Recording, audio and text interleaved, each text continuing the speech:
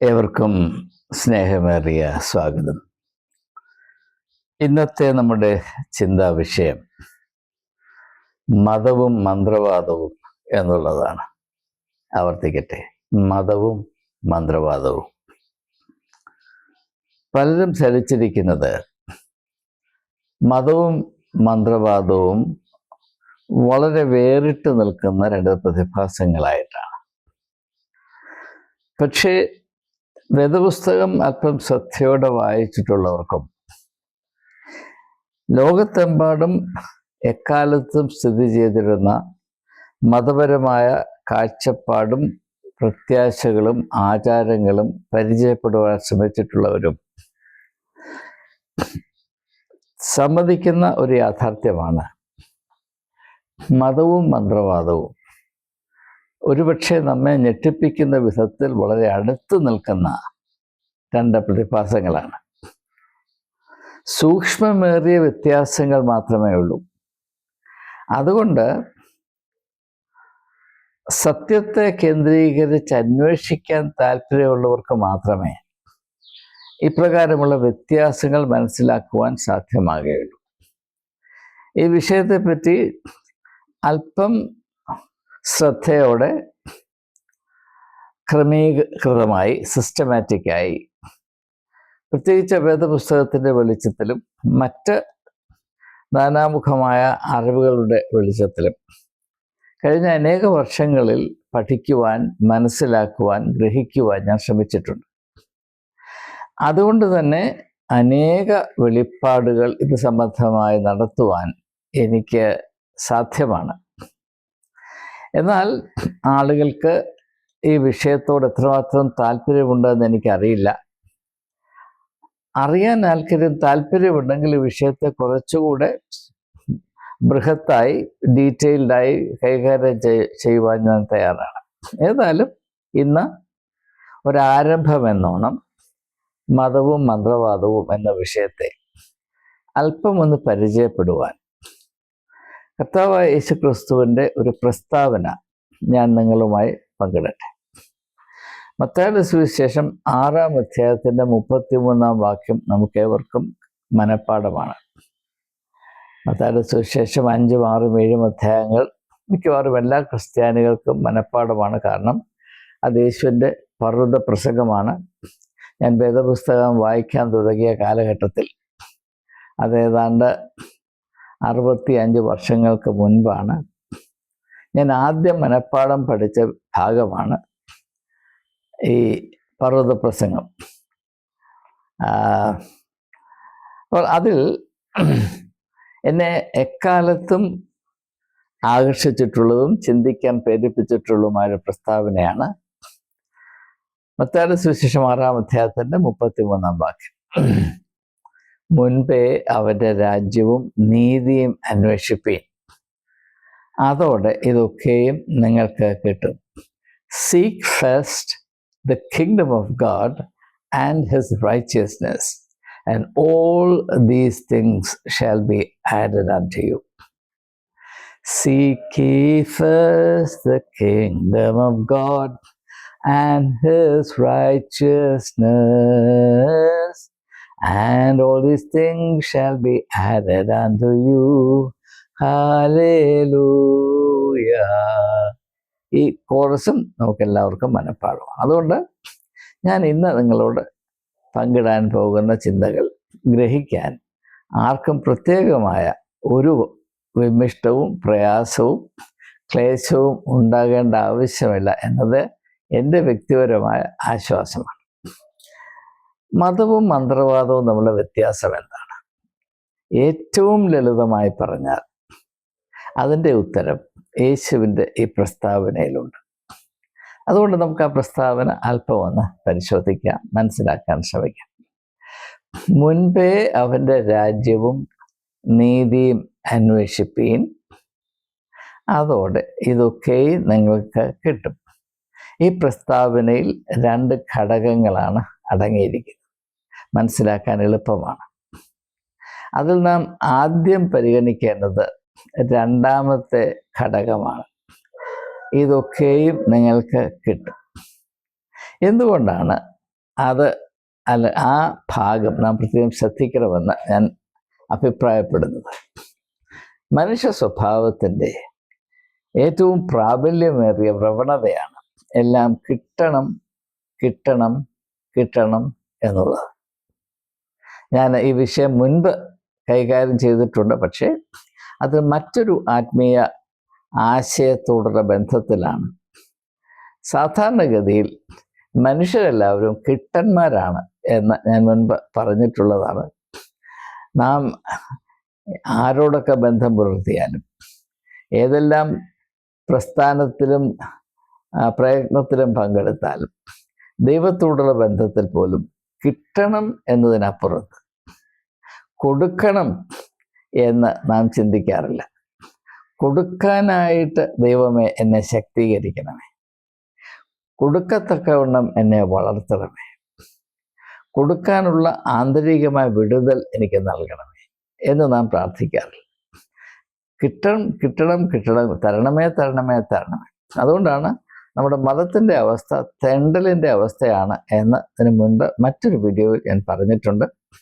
അത് അപ്പോസ്തലപ്രവൃത്തിയുടെ പുസ്തകത്തിൽ 3-ാം അധ്യായത്തിൽ രേഖപ്പെടുത്തിയിരിക്കുന്ന ആരാധനാലയത്തിൻ്റെ മുൻപിൽ തെണ്ടിക്കൊണ്ടിരുന്ന ഒരു മനുഷ്യനോട് പത്രോസ് ഇടപെടുന്ന വിധത്തെ കേന്ദ്രീകരിച്ചാണ് ഞാൻ ആശയങ്ങൾ ആവർത്തിക്കാൻ താല്പര്യമില്ലാത്തത് കൊണ്ട് ആ വീഡിയോയുടെ ഉള്ളടക്കം ഞാൻ വീണ്ടും ആവർത്തിക്കുന്നില്ല.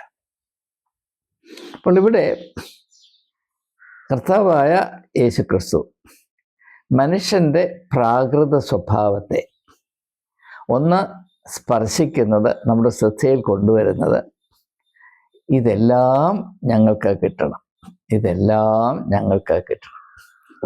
എന്നാൽ കിട്ടണം എന്ന് ആഗ്രഹിക്കുന്നത് അതിൽ തന്നെ വലിയ പാപമൊന്നുമല്ല. പല കാര്യങ്ങളും കിട്ടണം എന്നാഗ്രഹിക്കുന്നത് നല്ലതാണ്. പക്ഷേ പ്രശ്നം എവിടെയെന്ന് ചോദിച്ചാൽ, കിട്ടാനായി, ലഭിക്കാനായി, പ്രാപിക്കാനായി, നേടാനായി നാം ആർജിക്കുന്ന സമീപനം എന്താണ്? അവിടെയാണ് മതവും മന്ത്രവാദവും തമ്മിലുള്ള വ്യത്യാസം നമുക്ക് മനസ്സിലാക്കാൻ സാധിക്കുന്നത്. ലക്ഷ്യത്തിൽ മാത്രമല്ല, ലക്ഷ്യപ്രാപ്തിക്ക് വേണ്ടി നാം അവലംബിക്കുന്ന മാർഗം, അത് മന്ത്രവാദത്തിൻ്റെ മാർഗമാണോ, അതോ ആത്മീയതയുടെ മാർഗമാണോ, അത് യേശുവിൻ്റെ മാർഗമാണോ, അതോ സാത്താൻ്റെ മാർഗമാണോ? ഇതാണ് നാം വ്യക്തമായി മനസ്സിലാക്കേണ്ടത്. അതുകൊണ്ടാണ് യേശു ഈ പ്രസ്താവനയിൽ ഇതൊക്കെയും നിങ്ങൾക്ക് കിട്ടും, കിട്ടുന്നതിൽ ഒരു കുഴപ്പവുമില്ല, പക്ഷേ കിട്ടണമെങ്കിൽ ആ ഒരു വെളിച്ചത്തിൽ നാം ആ പ്രസ്താവനയുടെ ആദ്യത്തെ ഭാഗം ഒന്ന് പരിശോധിച്ചാൽ, മുൻപേ അവൻ്റെ രാജ്യവും നീതിയും അന്വേഷിപ്പീൻ. ഇവിടെയും 2 ഭാഗങ്ങളുണ്ട്. അതായത് ആദ്യ ഭാഗത്തിന് തന്നെ 2 ഭാഗങ്ങളുണ്ട്. അതെന്താണെന്ന് നമുക്കൊന്ന് പരിചയപ്പെടാം. മുൻപേ അവൻ്റെ രാജ്യവും നീതിയും അന്വേഷിപ്പീൻ. എന്താണ് 2 ഘടകങ്ങൾ? ഒന്ന്, അന്വേഷിക്കുക, അതൊരു പ്രധാനപ്പെട്ട ഘടകമാണ്. രണ്ടാമത്, എന്താണ് നാം അന്വേഷിക്കേണ്ടത്? ദൈവത്തിൻ്റെ രാജ്യവും നീതിയും അന്വേഷിക്കുക. അപ്പോൾ കിട്ടണം കിട്ടണം എന്ന താല്പര്യത്തിൽ വലിയ അപകടം കടന്നുകൂടുന്നത് ദൈവത്തിൻ്റെ രാജ്യവും നീതിയും അന്വേഷിക്കാൻ മനസ്സില്ലാതെ സ്വാർത്ഥപരമായ താല്പര്യങ്ങൾ, അടിസ്ഥാനരഹിതമായ അർഹതയില്ലാത്ത താല്പര്യങ്ങൾ പ്രാപിപ്പാനായി മനുഷ്യൻ അവലംബിക്കുന്ന എല്ലാ മാർഗങ്ങളും മന്ത്രവാദത്തിൻ്റെതായിരിക്കും. ആ മാർഗത്തിൽ സഞ്ചരിക്കുമ്പോൾ ദൈവത്തിൻ്റെ പേര് നാം ഉച്ചരിക്കും, ദൈവത്തിൻ്റെ പേര് നാം എടുക്കും. അതുകൊണ്ടത് മന്ത്രവാദം അല്ല എന്നായി വരുന്നില്ല. അതുകൊണ്ടാണ് ദൈവത്തിൻ്റെ നാമം വൃഥ എടുക്കരുത് എന്ന 10 കൽപ്പനകളിൽ വളരെ ശക്തമായി ഊന്നലോടെ രേഖപ്പെടുത്തിയിട്ടുള്ളത്. എന്താണ് ദൈവത്തിൻ്റെ നാമം വൃഥ എടുക്കുക എന്ന ഈ സാധ്യതയുടെ അർത്ഥം? ദൈവത്തിൻ്റെ രാജ്യവും നീതിയും അന്വേഷിക്കാൻ മനസ്സില്ലാതെ നാം അർഹിക്കാത്ത ആനുകൂല്യങ്ങൾ മാത്രം കാംക്ഷിച്ചുകൊണ്ട് അതിനുവേണ്ടി അധ്വാനിക്കാൻ പോലും മനസ്സില്ലാതെ ഏതെങ്കിലും ഒരു മൂലയിലിരുന്ന് എൻ്റെ ദൈവമേ, എൻ്റെ ദൈവമേ, എൻ്റെ ദൈവമേ, എനിക്കത് തരണമേ, ഇത് തരണമേ എന്ന് പറഞ്ഞ് നാം പ്രാർത്ഥിക്കുകയും ആരാധിക്കുകയും ചെയ്യുമ്പോൾ നാം ദൈവത്തിൻ്റെ നാമം വൃഥ എടുക്കുന്നു എന്നതാണ് നാം മനസ്സിലാക്കേണ്ടത്. അതായത് യേശുവിൻ്റെ വാക്കുകളെ മാത്രം ആശ്രയിച്ച് പറഞ്ഞാൽ, ദൈവത്തിൻ്റെ രാജ്യവും നീതിയും അന്വേഷിക്കാൻ മനസ്സില്ലാത്ത ഒരവസ്ഥയിൽ ദൈവത്തിൻ്റെ നാമം മാത്രം ഉച്ചരിക്കുന്നത് കൊണ്ട് ആ നാമത്തിന് ഏതോ മാന്ത്രികമായ ശക്തി ഉണ്ട് എന്ന വിശ്വാസത്തിൽ മനുഷ്യർ ഇങ്ങനെ ജൽപ്പിച്ചുകൊണ്ടേയിരിക്കുന്ന അവസ്ഥയുടെ പേരാണ്, അതാണ് ദൈവത്തിൻ്റെ നാമം വൃഥ എടുക്കുക എന്ന് പറയുന്നത്. അതുകൊണ്ടാണ് കഴിഞ്ഞ അനേക വീഡിയോകളിൽ ഞാൻ പറഞ്ഞിട്ടുള്ളത്, നാം നടത്തുന്ന ആരാധന തന്നെ ദൈവത്തെ അപമാനിക്കുന്നതിന് സമമാണ്. അത് നാം തിരിച്ചറിയുന്നില്ല എങ്കിലും അത് അപ്രകാരം തന്നെയാണ്. കാരണം അതിൽ കൽപ്പനയുടെ ലംഘനമാണ്. ദൈവത്തിൻ്റെ നാമം വൃഥ എടുക്കരുത് എന്ന് പറയുമ്പോൾ നമ്മുടെ ആരാധനയിൽ കൂടെ നാം ആ കൽപ്പന ലംഘിക്കുകയാണ്. നമ്മുടെ ആരാധനയിൽ സംഭവിക്കുന്നത് നാം ദൈവത്തിൻ്റെ നാമം വൃഥ എടുക്കുകയാണ്. കാരണം ദൈവത്തിൻ്റെ രാജ്യവും നീതിയും അന്വേഷിക്കുവാനുള്ള താല്പര്യത്തോടുകൂടെ അല്ല നാം ആരാധിക്കുന്നത്. യഥാർത്ഥത്തിൽ ആത്മാവിലും സത്യത്തിലും മനുഷ്യൻ ആരാധിക്കുമ്പോൾ അതിൽ കൂടെ സംഭവിക്കേണ്ടത് എന്താണ് എന്ന് യേശു തൻ്റെ വ്യക്തിത്വത്തിൽ കൂടെ വെളിപ്പെടുത്തിയിട്ടുണ്ട്. സത്യ ആരാധനയിൽ കൂടെ സംഭവിക്കേണ്ടത് ദൈവത്തിൻ്റെ രാജ്യവും നീതിയും അന്വേഷിക്കുവാൻ തക്കവണ്ണം മനുഷ്യൻ അവൻ്റെ ആന്തരിക അവസ്ഥയിൽ, അല്ലെങ്കിൽ വേദപുസ്തകത്തിൻ്റെ ഭാഷയിൽ പറഞ്ഞാൽ ആന്തരിക മനുഷ്യൻ്റെ അവസ്ഥയിൽ, അവൻ്റെ വ്യക്തിത്വത്തിൽ വളർച്ച പ്രാപിക്കുക എന്നുള്ളതാണ്. അപ്രകാരം വളർച്ച പ്രാപിച്ചൊരു വ്യക്തിത്വമാണ് യേശുക്രിസ്തുവിൽ നമുക്ക് കാണാൻ കഴിയുന്നത്. തൻ്റെ വ്യക്തിത്വത്തിൻ്റെ ഏറ്റവും പ്രധാനപ്പെട്ട വശം എന്ത് എന്ന് യേശു വളരെ വ്യക്തമായി വെളിപ്പെടുത്തിയിട്ടുണ്ട്. എൻ്റെ പിതാവിൻ്റെ ഇഷ്ടം ചെയ്യുന്നതാണ് എൻ്റെ ഭക്ഷണവും പാനീയവും. ഞാൻ ഈ ലോകത്തിൽ വന്നത് പിതാവായ ദൈവത്തിൻ്റെ ഹിതം ആരാഞ്ഞറിഞ്ഞ് അതിനെ അപ്രകാരം തന്നെ ഏറ്റവും കൃത്യമായി പരിശുദ്ധമായി മാറ്റമില്ലാത്ത ലക്ഷ്യബോധത്തോട് നിർവഹിക്കുകയും പൂർത്തീകരിക്കുകയും ചെയ്യുകയാണ് എൻ്റെ ലക്ഷ്യം. അതുകൊണ്ടാണ് വളരെ ആധികാരികമായി യേശുവിന് പറയാൻ സാധിക്കുന്നത്, മുൻപേ അവൻ്റെ രാജ്യവും നീതിയും അന്വേഷിപ്പീൻ. അങ്ങനെ മനുഷ്യരാശിക്ക് നിർദ്ദേശം കൊടുക്കുവാൻ യേശുവിന് അധികാരമുള്ളത് യേശു തൻ്റെ ജീവിതത്തിൽ അത് അച്ചട്ടായി പാലിച്ചത് കൊണ്ടാണ്. യേശുവിൻ്റെ വ്യക്തിത്വത്തെയും ദൗത്യത്തെയും മനസ്സിലാക്കണമെങ്കിൽ തീർച്ചയായും ഈ ഒരു പ്രസ്താവനയുടെ വെളിച്ചത്തിൽ വേണം നാം മനസ്സിലാക്കാൻ. അവസാനം ക്രൂശിൽ പ്രാണനെ വെടിയുമ്പോൾ യേശു എന്താണ് പറഞ്ഞത്? എല്ലാം നിവൃത്തിയായി എന്ന് പറഞ്ഞാൽ ഏത് ഉദ്ദേശത്തോടുകൂടെയാണ് സ്വർഗസ്ഥനായ പിതാവേ നീ എന്നെ ഭൂമിയിലേക്ക് അയച്ചത്? നിന്റെ ഇഷ്ടം ഈ ഭൂമിയിൽ നിർവഹിക്കത്തക്കവണ്ണം എന്നെ നിയമിച്ച് ഈ ഭൂമിയിലേക്ക് അയച്ചത്, ആ ലക്ഷ്യം അവിടുന്ന് എനിക്ക് വെളിപ്പെടുത്തിയതിനനുസരിച്ച് പരിപൂർണമായി ഞാനിത് നിർവഹിച്ചിരിക്കുന്നു. അതുകൊണ്ട് എല്ലാം പൂർത്തിയായി. ആ ഒരവസ്ഥയാണ് ആത്മീയതയുടെ ഏറ്റവും മഹനീയവും അനുഗ്രഹിക്കപ്പെട്ടതുമായ അവസ്ഥയായ മനുഷ്യൻ കണക്കാക്കേണ്ടത് എന്നാണ് യേശുവിൻ്റെ വ്യക്തിത്വത്തിൻ്റെയും ദൗത്യത്തിൻ്റെയും രത്നച്ചുരുക്കമെന്ന് എന്തുകൊണ്ടോ ക്രിസ്ത്യാനിയുടെ തലച്ചോറിൽ പതിയുന്നില്ല എന്നത് വളരെ വളരെ നിരാശാജനകമാണ്. അപ്പോൾ മുൻപേ അവൻ്റെ രാജ്യവും നീതിയും അന്വേഷിക്കാതെ ഇതെല്ലാം എനിക്ക് കിട്ടണം എന്ന് താല്പര്യപ്പെട്ടുകൊണ്ട് ആര് ഏതെല്ലാം മതപരമായ ആചാരങ്ങൾ നടത്തിയാലും, അത് ഞായറാഴ്ച പള്ളിയിൽ പോകുന്നതാണെങ്കിലും അല്ലെങ്കിൽ ഉപവസിച്ച് പ്രാർത്ഥിക്കുന്നതാണെങ്കിലും, കാത്തിരുന്ന് പ്രാർത്ഥിക്കുന്നതാണെങ്കിലും, അല്ലെങ്കിൽ ദാനകർമ്മങ്ങൾ ചെയ്യുന്നതാണെങ്കിലും, അല്ലെങ്കിൽ വേദപുസ്തകം പഠിക്കുന്നതാണെങ്കിലും, ഇതെല്ലാം മന്ത്രവാദത്തിൻ്റെ ചുവയുള്ളതാണ്. യഥാർത്ഥത്തിൽ മന്ത്രവാദം തന്നെയാണ്. കാരണം മന്ത്രവാദവും ആത്മീയതയും തമ്മിലുള്ള വ്യത്യാസം എന്താണ്? ഞാൻ അതുകൂടെ ഒന്ന് വെളിപ്പെടുത്തിയിട്ട് ഈ ചിന്തകൾ ദീർഘിപ്പിച്ച് ആരെയും ഭാരപ്പെടുത്തുവാൻ എനിക്ക് താല്പര്യമില്ലാത്തത് കൊണ്ട് ഈ വളരെ സുപ്രധാനമായ വ്യത്യാസം ഒന്ന് മനസ്സിലാകത്തക്കവണ്ണം വിശദീകരിച്ച് ഞാൻ ഈ വീഡിയോ അവസാനിപ്പിക്കുന്നതാണ്. മന്ത്രവാദവും ആത്മീയതയും തമ്മിലുള്ള ഏറ്റവും പ്രത്യേകമായ പ്രാധാന്യമർഹിക്കുന്ന, നമ്മുടെ ശ്രദ്ധ ആവശ്യപ്പെടുന്ന വ്യത്യാസം എന്താണ്? മന്ത്രവാദത്തിൽ ദൈവത്തെ നമ്മുടെ താല്പര്യങ്ങൾക്ക്, നമ്മുടെ ഇംഗിതത്തിന് അടിമയാക്കുന്ന സ്വഭാവമാണ്. ഇപ്പം നാം മന്ത്രവാദിയുടെ അടുത്ത് പോകുമ്പോൾ, എൻ്റെ ചെറുപ്പത്തിൽ ഞാൻ കല്ലുമലയാണ് ജനിച്ചു വളർന്നത്. അവിടെ അങ്ങിങ്ങായി മന്ത്രവാദികളുണ്ടായിരുന്നു. ഈ മന്ത്രവാദികളെ അന്വേഷിച്ച് പോകുന്ന ഒരു സ്വഭാവം, ഒരു താരിപ്പാക്ക് നാട്ടിൽ പരക്കെ ഉണ്ടായിരുന്നു. അത് ക്രിസ്ത്യാനികളാണെങ്കിലും അക്രൈസ്തവരായാലും പോകുമായിരുന്നു മന്ത്രവാദികൾ. ക്രിസ്ത്യാനികൾ പോകുന്നത് ഇച്ചിരി പാത്തും പതുങ്ങിയുമാണ് എന്ന് മാത്രം.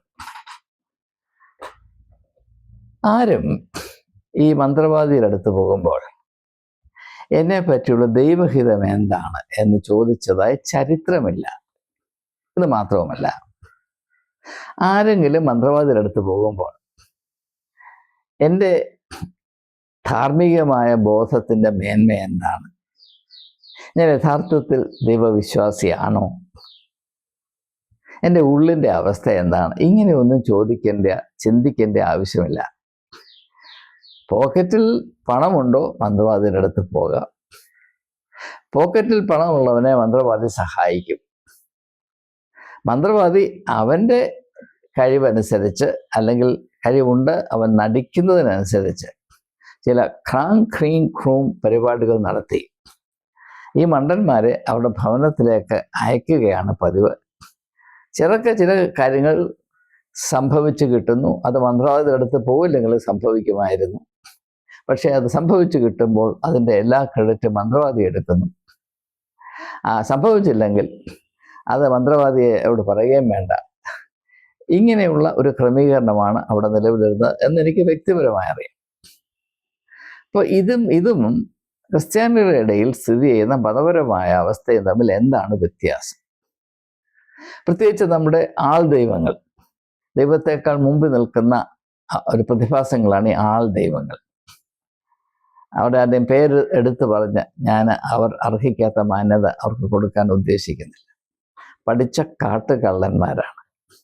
ദൈവത്തെ പോലും പോക്കറ്റടിക്കാൻ വൈദഗ്ധ്യം പ്രാപിച്ച കാട്ടുകള്ളന്മാരാണ് എന്ന് മാത്രമേ തരുണത്തിൽ ഞാൻ പറയുന്നുള്ളൂ. നാം അവരുടെ അടുത്ത് പോകുമ്പോൾ അവരാരും തന്നെ, യേശുക്രിസ്തു പറഞ്ഞു, ദൈവരാജ്യം സമീപിച്ചിരിക്കാൻ മാനസാന്തരപ്പെടുകയും എന്നൊന്നും അവർ പറയില്ല. മാല പൊട്ടിച്ച് തൊട്ടിയിലിട്ടെങ്കിൽ തരാനേ അവർ പറയത്തുള്ളൂ. അല്ലെങ്കിൽ നിങ്ങൾ ഇടാൻ പോകുന്ന സ്തോത്ര കാഴ്ച 1000 ആണോ 2000 ആണോ, 2000 ഇടാൻ പോകുന്നവർ കൈപൊക്ക് എന്നൊന്നും യേശുക്രിസ്തു ആരോടും പറഞ്ഞില്ല. പക്ഷേ മന്ത്രവാദികൾക്ക് അത് പറഞ്ഞേ നിവൃത്തിയുള്ളൂ. കാരണം അവിടെ വയറ്റപ്പിഴപ്പാണ്. പിന്നെ ആത്മീയ മേഖലയിലുള്ള മന്ത്രവാദികൾക്ക് വയറ്റപ്പിഴപ്പെന്ന് പറഞ്ഞാൽ അത് രാജകീയമായ വയറ്റപ്പിഴപ്പാണ്. അതിന് പല മുഖങ്ങളുണ്ട്. അത് വിസ്തരിച്ചും ഞാൻ നിങ്ങളുടെ സമയം നഷ്ടപ്പെടുത്തുന്നില്ല. അപ്പോൾ മന്ത്രവാദം എന്നത് മതപരമായ മനുഷ്യൻ്റെ കാഴ്ചപ്പാടിനോട് വളരെ അടുത്ത് നിൽക്കുന്നതാണ്. ഇത് മനസ്സിലാക്കാൻ കർത്താവായ യേശുക്രിസ്തു മരുഭൂമിയിൽ വെച്ച് അനുഭവിച്ച 3 പരീക്ഷകൾ പരിഗണിച്ചാൽ മതിയാകുന്നതാണ്. യേശുവിന് അത്ഭുതങ്ങൾ ചെയ്യാനുള്ള കഴിവുണ്ടായിരുന്നു, യാതൊരു സംശയമില്ല. അപ്പോൾ സാത്താൻ അവനെ പരീക്ഷിക്കുമ്പോൾ അവനുള്ള കഴിവിൻ്റെ അടിസ്ഥാനത്തിലാണ് പരീക്ഷിക്കുന്നത്. കല്ലുകളെ അപ്പമാക്കാനും ദേവാലയത്തിൻ്റെ മുകളിൽ നിന്ന് ചാടിയാൽ ക്ഷതമേൽക്കാതെ രക്ഷപ്പെടുവാനും പിന്നെ ലോകത്തെ മുഴുവനും കീഴടക്കാനുമുള്ള കഴിവൊക്കെ ഉണ്ടായിട്ടാണ് അങ്ങനെ പരീക്ഷിക്കപ്പെടുന്നത്. പക്ഷേ വ്യത്യാസം എന്താണെന്ന് ചോദിച്ചാൽ, യേശു തൻ്റെ കഴിവുകൾ പ്രയോഗിക്കുന്നത് പിതാവായ ദൈവത്തിൻ്റെ ഹിതം എന്താണ് എന്ന് കൃത്യമായി തിരിച്ചറിഞ്ഞ് അതിനോടുള്ള 100% സമർപ്പണത്തിൽ മാത്രമാണ്. യാതൊരു വിധത്തിലും മറ്റൊരു പരിഗണനയ്ക്കും ഇടം കൊടുക്കാതെ പിതാവിനോടുള്ള വിധേയത്വം 100% സംശുദ്ധമായി പാലിച്ചുകൊണ്ടാണ് യേശു തൻ്റെ ആത്മീയമായ ശക്തി പ്രയോഗിക്കുന്നത് എന്നതാണ് നാം പ്രത്യേകമായി ശ്രദ്ധിക്കേണ്ടത്. അപ്പോൾ മതവും മന്ത്രവാദവും, അതെന്ന് പറഞ്ഞാൽ ആത്മീയതയും മന്ത്രവാദവും തമ്മിലുള്ള വ്യത്യാസം എന്താണ്? മന്ത്രവാദത്തിൽ മനുഷ്യൻ ദൈവികമായ സാധ്യതകളെ ദൈവത്തിൻ്റെ ഹിതവും ദർശനവും ദൈവരാജ്യത്തിൻ്റെ പ്രത്യേകതകളും കടമകളും ഒന്നും കൂട്ടാക്കാതെ ഏറ്റവും ഹീനമായി സ്വാർത്ഥപരമായി മാത്രം പ്രയോജനപ്പെടുത്തി അതുകൊണ്ട് ഭൗതികമായ നേട്ടം കൊയ്തു കൂട്ടാം എന്ന താല്പര്യത്തിൽ മനുഷ്യൻ ആരാധിക്കുമ്പോൾ, ദൈവത്തെ വിളിച്ചപേക്ഷിക്കുമ്പോൾ, നീട്ടി പ്രാർത്ഥിക്കുമ്പോൾ, ബാറയ്ക്ക് മോറോനും കുറിയലായുസോനും അടിക്കുമ്പോൾ, കുരിശു വരയ്ക്കുമ്പോൾ, ഞായറാഴ്ച ഭക്തിയോട് ആരാധനയ്ക്ക് വേണ്ടി പോകുമ്പോൾ, കാത്തിരുന്ന് പ്രാർത്ഥിക്കുമ്പോൾ, ധ്യാനകേന്ദ്രങ്ങളിലേക്ക് ഒഴുകുമ്പോൾ, ഇത് മുഴുവനും മന്ത്രവാദത്തിൻ്റെ സ്വഭാവമാണ്. ആലപ്പുഴയുള്ള കൃപാസനം, പ്രിയപ്പെട്ട സഹോദരി സഹോദരങ്ങളെ, നിങ്ങളുടെ മൂള 100% നശിച്ചു പോയില്ലല്ലോ. അത് ആത്മീയതയാണോ മന്ത്രവാദമാണോ? മാതാവിൻ്റെ അടുത്ത് പോയി ഉടമ്പടി എടുക്കാൻ പോകുന്നവർ ഏത് മാതാവിനെ കാണാനാണ് പോകുന്നത്? മന്ത്രവാദിയുടെ മാതാവിനെ അല്ലയോ? ആലോചിച്ച് നോക്കൂ. ഇപ്രകാരമുള്ള ഒരു കോലാഹലം, ഒരു കോമാളിത്തരം യേശു എവിടെയെങ്കിലും അവതരിപ്പിച്ചതായി സുവിശേഷത്തിൽ കൂടെ നമുക്ക് കാണാൻ സാധിക്കുമോ? ഇത് യഥാർത്ഥത്തിൽ മന്ത്രവാദമാണ് എന്ന് തിരിച്ചറിയാൻ പോലും ക്രിസ്ത്യാനികൾക്ക് കഴിയാത്തത് അവർക്ക് ആത്മീകമായ വിദ്യാഭ്യാസം നൽകുന്നതിൽ, പരിജ്ഞാനം നൽകുന്നതിൽ സഭ എക്കാലത്തും കാണിച്ചിട്ടുള്ള ഉത്തരവാദിത്വരാഹിത്യമാണ്. ജനങ്ങളുടെ കണ്ണ് തുറക്കണം എന്ന താല്പര്യത്തോടുകൂടെ ഒരു സഭയും ഈ കാലത്ത് പ്രവർത്തിക്കുന്നില്ല എന്നതുകൊണ്ട് ജനങ്ങൾക്ക് മതം എന്താണ്, മന്ത്രവാദം എന്താണ്, ദൈവം എന്താണ്, പിശാച് എന്താണ്, ബുദ്ധി എന്താണ്, ബുദ്ധിഹീനത എന്താണ്, അല്ലെങ്കിൽ ഭ്രാന്ത് എന്താണ് എന്നൊന്നും തിരിച്ചറിയാൻ കഴിയാത്തൊരവസ്ഥയിൽ, എട്ടും പൊട്ടും തിരിച്ചറിയാൻ കഴിയാത്ത അവസ്ഥ, അത് ഇടത് കൈ വലത് കൈ വ്യത്യാസം അറിയാൻ വയ്യാത്ത വിധത്തിൽ മനുഷ്യൻ കഴിയുമ്പോൾ ഇപ്രകാരമുള്ള ആത്മീകമായ കോമാളിത്തരം വളരെ പന പോലെ തഴച്ചു വളരും എന്നത് നമ്മുടെ കാലത്ത് നടക്കുന്ന, നമ്മുടെ ചുറ്റും നടക്കുന്ന സംഭവങ്ങൾ ഒന്ന് ശ്രദ്ധിച്ചാൽ മനസ്സിലാകാവുന്നതേ ഉള്ളൂ. ഇത് മുഴുവനും മന്ത്രവാദമാണ്. ഞാൻ ഒരു 4-5 വർഷങ്ങൾക്ക് മുൻപ് വേറൊരു യൂട്യൂബ് ചാനൽ നൽകിയ ഒരു അഭിമുഖത്തിൽ പുരോഹിതന്മാർ അവർക്കറിയാമെങ്കിലും ഇല്ലെങ്കിലും ക്രിസ്തീയ മന്ത്രവാദികളാണ്, മന്ത്രവാദികളുടെ പാരമ്പര്യമാണ് അവർ നിലനിർത്തിക്കൊണ്ട് പോരുന്നത് എന്ന് പറഞ്ഞപ്പോൾ പലരും അതിൽ പ്രതിഷേധിക്കുകയുണ്ടായി. ഞാൻ വീണ്ടും ആവർത്തിക്കുന്നു, ഇത് മന്ത്രവാദം തന്നെയാണ്. പൗരോഹിത്യം മന്ത്രവാദം മാത്രമാണ്. ദൈവത്തിൻ്റെ രാജ്യവും നീതിയും അന്വേഷിക്കുന്ന ഏതെങ്കിലും ഒരു പുരോഹിതനെയോ മെത്രാനെ നിങ്ങൾക്ക് കാണിക്കാം. സഭയുടെ നിലനിൽപ്പിന് വേണ്ടിയും ഭൗതികമായ നേട്ടത്തിന് വേണ്ടിയും ഏത് ചെയ്താലും, അത് അക്രമമാണെങ്കിലും ക്രമമാണെങ്കിലും അതാണ് കടമ എന്ന് വിശ്വസിക്കുന്നവർക്ക് മാത്രമേ ഇതിനകത്ത് നിൽക്കാൻ കഴിയുകയുള്ളൂ. ഇത് മന്ത്രവാദമാണ്. അതുകൊണ്ടാണ് ലൗദോക്യ സഭയുടെ ഉള്ളിലേക്ക് പ്രവേശിക്കുവാൻ കർത്താവായ യേശുക്രിസ്തുവിന് അനുവാദമില്ലാത്തത്. കാരണം യേശു മന്ത്രവാദവും ഒരിക്കലും പരസ്പരം പൊരുത്തപ്പെടാത്ത 2 മർമ്മങ്ങളാണ്. സഭയുടെ ഉള്ളിൽ മന്ത്രവാദം രാജത്വം ചെയ്യുമ്പോൾ യേശു എങ്ങനെയാണ് അകത്ത് പ്രവേശിക്കുവാൻ ഇടയാകുന്നത്?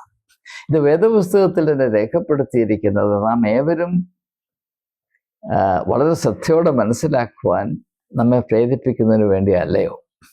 അതുകൊണ്ട് വ്യക്തമായി മനസ്സിലാക്കുക, നാം ഈ കാണിക്കുന്ന ഭക്തി, നടത്തിക്കൊണ്ടിരിക്കുന്ന ആചാരങ്ങൾ, ഇവയിൽ മുഴുവനും മുറ്റു നിൽക്കുന്നത് യഥാർത്ഥത്തിൽ മന്ത്രവാദത്തിൻ്റെ അംശങ്ങൾ മാത്രമാണ്. ഈ മന്ത്രവാദത്തിൽ കൂടെ സംഭവിക്കുന്നത്, ഇനി പ്രത്യേകമായി മനസ്സിലാക്കുക, മനുഷ്യൻ്റെ ചിന്താശക്തി പരിപൂർണമായി നശിച്ചു പോകുവാൻ മാത്രമേ ഇതിൽ കൂടെ സാധിക്കുകയുള്ളൂ.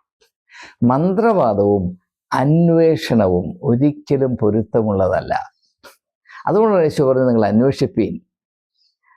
അന്വേഷിപ്പീൻ, നിങ്ങൾ കണ്ടെത്തും. മന്ത്രവാദത്തിൽ കണ്ടെത്താനുള്ള യാതൊരു അന്വേഷണവുമില്ല. മന്ത്രവാദത്തിൽ അന്വേഷണമുണ്ട്. എന്താണ്? എനിക്ക് കിട്ടേണ്ടത്, ഞാൻ അർഹിക്കാത്തത് നൽകാൻ പ്രാപ്തിയുള്ള ആരെങ്കിലും ഉണ്ടോ? ആ ഒരു അന്വേഷണമുണ്ട്. പക്ഷെ നാം കണ്ടെത്തുവാനുള്ള അന്വേഷണം ഒരു മന്ത്രവാദത്തിലുമില്ല. അതിനുവേണ്ടി ഒരു മന്ത്രവാദിയും നമ്മെ പ്രേരിപ്പിക്കാറില്ല. അങ്ങനെ പ്രേരിപ്പിച്ചു കഴിഞ്ഞാൽ മന്ത്രവാദിയുടെ കടയടയ്ക്കേണ്ടി വരും.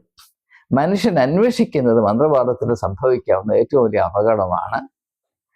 അതുകൊണ്ടാണ് യേശു പറയുന്നത്, നിങ്ങൾ അന്വേഷിപ്പീൻ. മന്ത്രവാദത്തിൻ്റെ അടിമത്വത്തിൽ നിന്ന് മനുഷ്യനെ വിടുവിച്ചാൽ മാത്രമേ അവൻ യഥാർത്ഥത്തിൽ ആത്മീയമായ സ്വാതന്ത്ര്യം പ്രാപിക്കുകയും വ്യക്തിത്വത്തിൽ വളർച്ച പ്രാപിച്ച് അവൻ ലോകത്തിൻ്റെ വെളിച്ചമായും ഭൂമിയുടെ ഉപ്പായും പ്രയോജനപ്പെടുകയുള്ളൂ ആയിരുന്നു യേശുവിൻ്റെ ദർശനം.